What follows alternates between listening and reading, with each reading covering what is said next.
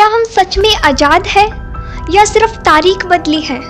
15 अगस्त आ गया है, हर तरफ बधाइयों का दौर शुरू हो गया है और हम सब आज़ादी का जश्न मनाने की तैयारी में पूरी तरह जुट गए हैं। आज इस उत्सव के बीच, ढोल नगाड़ों की इस आवाज़ के पीछे मैं आपको एक ऐसी हकीकत दिखाऊंगी जिसे देखकर और सुनकर आपका दिल बैठ जाएगा।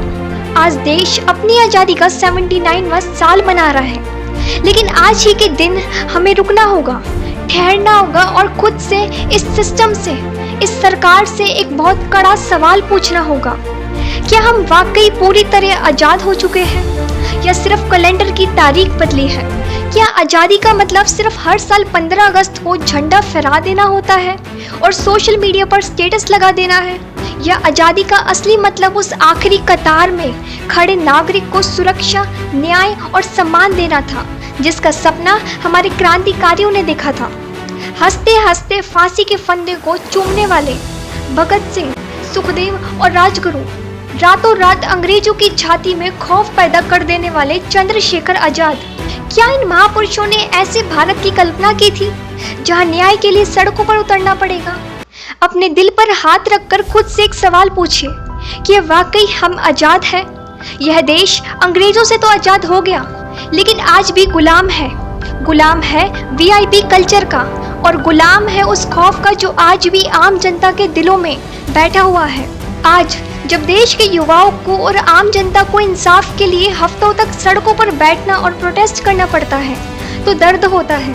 हर बड़े कांड और रेप के बाद जब मोमबत्तियां जलती हैं, कड़े बयान आते हैं और लोग गुस्से पे सड़कों पर उतर आते हैं। हम महाशक्ति बनने का दम तो भरते हैं, लेकिन जमीन पर क्या बदला है?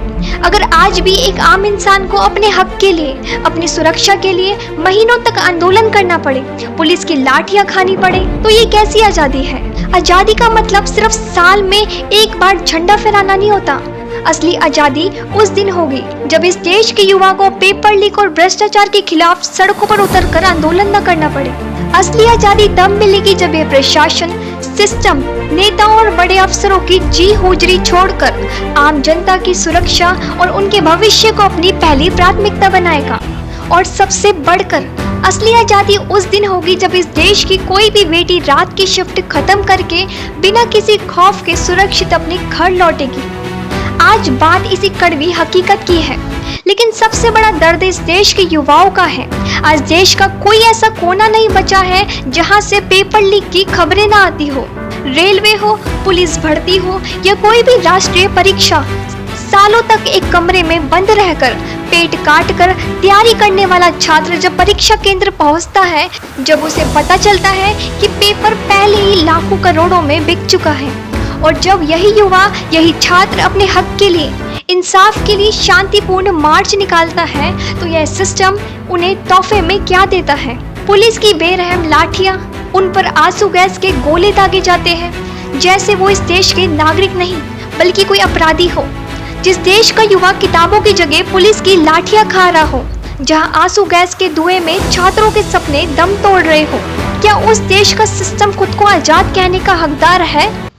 यह सिर्फ एक पेपर लीक का होना नहीं है, यह इस देश के करोड़ों युवाओं के भरोसे का मर्डर है। साल दर साल मानसून आता है और हर साल असम का एक बहुत बड़ा हिस्सा पूरी तरह जलमग्न हो जाता है। तस्वीरें आज भी वही है। बुजुर्गों को खटिया पर लेटाकर ले जाया जा रहा है, बच्चे राहत सामग्री के इंतजार में भूखे बैठे हैं, जानवर, मवेशी और इंसान तक बाढ़ में बह रहे हैं। करोड़ों का बजट कहाँ जाता है? हमारा आपदा प्रबंधन हर साल फेल क्यों हो जाता है? असम की जनता आखिर कब तक इस सालाना तबाही को अपनी नियति मानकर झेलती रहेगी? क्या इसे आप प्रशासनिक आज़ादी कहेंगे?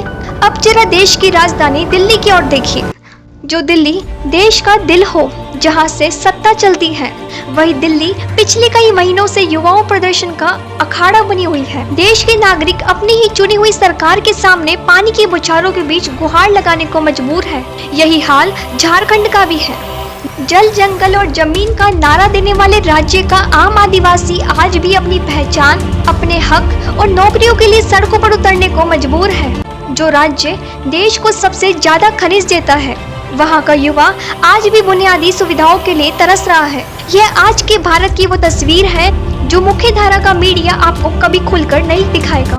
सच्ची देशभक्ति कमियों पर पर्दा डालना नहीं, बल्कि सिस्टम की आंख में आंख डालकर उससे जवाब मांगना है।